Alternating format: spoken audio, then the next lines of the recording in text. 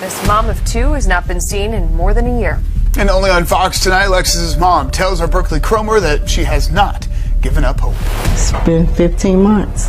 I sit and I think about her laughter, her smile. Alberta knows her daughter would not willingly leave. Alexis wouldn't stay away from her children. Alexis wouldn't, she has never been away from her children. She has never went one day without calling me.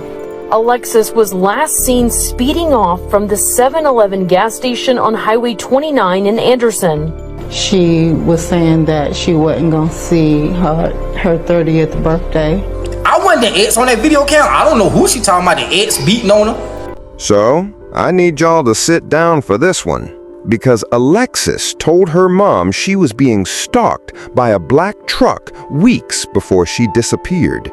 Smash that subscribe button right now, because we're revealing everything that happened. This is True Crime Simplified. We break down cases where happy families become unsolved mysteries. The red Honda Accord sat abandoned in the middle of nowhere, its doors slightly ajar as if someone had left in a hurry. The tires were caked in thick mud, and the headlights were still on, casting an eerie glow over the empty road. Inside, a purse lay open, its contents spilled across the passenger seat. A cell phone, its screen cracked, blinked with missed notifications. But the most chilling sight was the black hair bonnet lying in the dirt just outside the car, as if it had been ripped off in a struggle. Alexis Ware was gone. Just days before, the 29-year-old mother had told her mother Alberta something that sent a cold shiver down her spine. "I don't think I'll live to see my 30th birthday," Alexis had whispered, her eyes darting around as if someone was watching her. She had called the mysterious caller the devil, and no matter how many times Alberta begged her to explain, Alexis refused to say more. Now, as the wind howled through the trees, the only sound was the distant cry of a crow. The car was found in a remote hunting field in McCormick County, far from where Alexis was last seen. The police had no leads, no witnesses, and no answers. But one question burned in everyone's mind. Who or what had taken Alexis? Alexis was a woman full of life, a hairstylist with dreams of opening her own boutique in Atlanta. She loved fashion, her two children, and making people smile. But in January 2022, something changed. She started getting strange phone calls, blocked numbers, heavy breathing, then silence. She told her mother someone was following her, a black truck that seemed to appear wherever she went. She even called the police, but they found nothing. Then, on January 30th, Alexis drove to a 7-Eleven gas station in Anderson, South Carolina, to meet TJ Patterson, the father of her youngest child. It was a normal exchange. She handed over their 2-year-old son and her 9-year-old daughter, planning to follow TJ to his mother's house. But she never made it. Surveillance footage showed her speeding away from the gas station, her car disappearing into the night.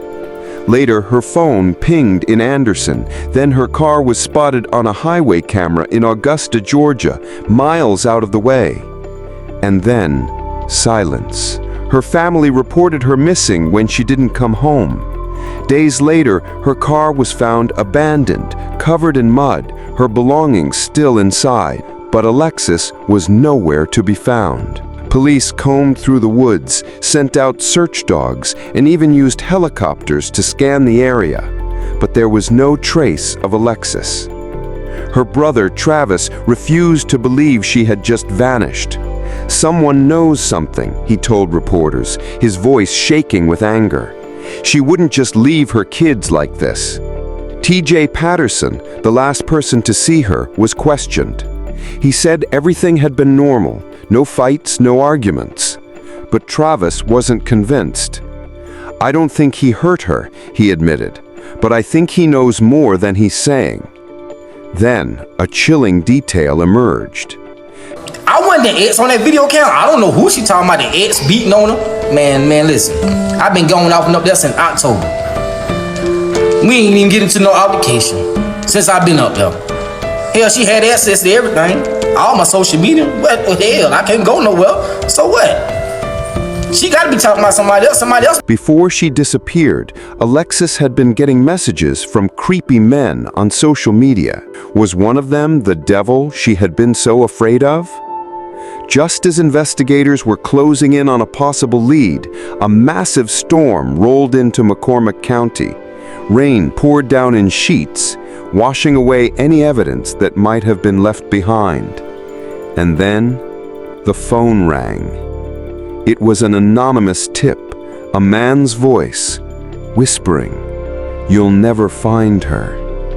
The call cut off before police could trace it. Alexis's mother collapsed in tears.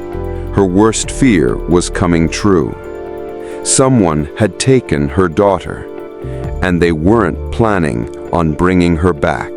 The storm raged through the night, thunder shaking the windows of the police station as detectives pored over the case files. The anonymous call had sent them scrambling, but with no way to trace it, they were back to square one. Alexis's phone record showed the last outgoing call was to her mother just hours before she vanished, but there were incoming calls from blocked numbers in the days leading up to her disappearance, calls that lasted just long enough to unsettle her before disconnecting. Her social media accounts revealed disturbing messages from several men, some aggressive, others strangely obsessed. One profile stood out, a blank account with no photos, just a single post from years ago. The username? Shadow Watcher. Detectives tracked down TJ Patterson for another interview. He seemed nervous, rubbing his hands together as he repeated his story. Alexis had seemed fine when she dropped off the kids, just normal. But when pressed about why her car ended up in Georgia, his answers grew vague. "I don't know nothing about that," he muttered, avoiding eye contact. Meanwhile, Alexis's brother Travis organized search parties, combing through the woods near where her car was found. The rain had turned the ground to sludge, making the search nearly impossible. Then, on the third day, a volunteer stumbled upon something. A single red braid, identical to the ones Alexis often wore, caught on a thorn bush deep in the woods. It was fresh.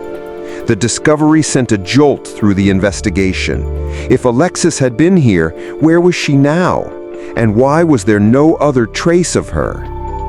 Back at the station, the lead detective received another call, this time from a woman claiming to be a friend of Alexis's. She was scared of someone named Marcus, the woman said hurriedly.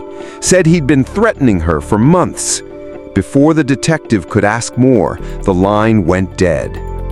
A new name, a new lead. But time was running out. That night, as detectives worked late, a patrol officer radioed in with urgent news.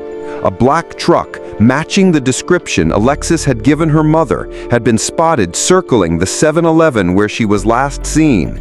The same truck that had followed her in the weeks before she disappeared. By the time police arrived, the truck was gone. But left behind on the pavement was a single item. A small handmade bracelet with Alexis's initials. Her mother recognized it immediately. "She was wearing this the day she disappeared," Herberta sobbed, clutching the bracelet to her chest. Someone was taunting them, and they were getting closer. The discovery of the bracelet sent shockwaves through the investigation. Detectives now had proof. Someone was watching, someone who knew exactly where Alexis had been last seen. The focus shifted to Marcus, the name mentioned in the mysterious phone call. Background checks revealed several men with that name in Alexis's life, but one stood out, Marcus Dillard. an ex-boyfriend from years ago with a history of violent outbursts. When police tracked him down, he was calm, almost too calm. "Haven't seen Lex in years," he said, leaning against his truck, a black Ford F-150, the same model Alexis had described. But his alibi had holes. Surveillance footage from a gas station near Augusta showed his truck passing through the area the night Alexis disappeared. When confronted, Marcus shrugged, "I drive that way all the time." Meanwhile, detectives dug deeper into the Shadow Watcher social media account. The profile had sent Alexis dozens of messages in the months before she vanished, growing increasingly aggressive. "You can't hide from me," one read. Another simply said, "I see you." The account was traced to a library computer in Augusta, used just once, the day before Alexis disappeared. As pressure mounted, TJ Patterson suddenly changed his story. He admitted Alexis had seemed off that night, glancing at her phone nervously before driving away. "She said she had to meet someone," he confessed, "but she wouldn't tell me who." That same night, a scream pierced the air near the woods where Alexis's braid had been found. A hunter reported seeing a figure running through the trees, but by the time police arrived, there was no one there. Only a single footprint in the mud, size 11, men's boots, and a whisper in the wind, barely audible, "I'm still watching."